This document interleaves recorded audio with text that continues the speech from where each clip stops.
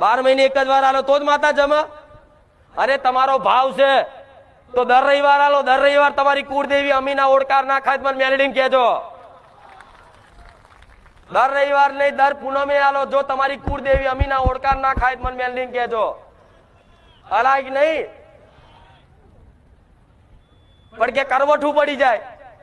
માતા ફરી આગળની વસ્તી નહીં કરે તો આવું આવું ભૂવા શીખવાડે. એટલે માતા કોઈ ખાઈ જાય આગળની વસ્તી નહીં કરે તો? આવું હોય ખરું કે આજે તમે કરો છો આગળની વસ્તી આવું નહીં કરે તો શું ચામુંડમાં ખાઈ જશે? મેરડીમાં ખાઈ જશે? આવો બધો ભ્રમ લઈને માણસો ભાવ હોય ને નિવેદ કરવું હોય ને તો બીક લાગે, કરવઠું પડી જશે. એટલે ના પડે કરવઠું. ભાવ આલો ને તો આઠમના નિવેદની જરૂર નહીં. માતા આઠમે યાદ ના કરો દીકરા જ આઠમ થઈ નિવેદ કર. આઠમ તો કોના માટે છે કે જે 12 મહિને એક વાર માતાને હોમું જોવો છે ને એના માટે આઠમ છે. નકર તમારા માટે તો રોજ આઠમ છે.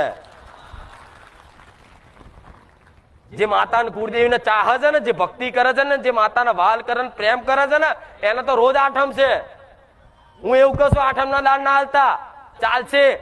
તમારા ભાવથી જાર ઈચ્છા હોય તાર આલજો. જો માતા કદાચ આઠમે ભૂલી જાઓ અને વ્યવહાર ના આલો અને જો તમારી જોડે હક કરવા દો મને મેલડીને કહેજો.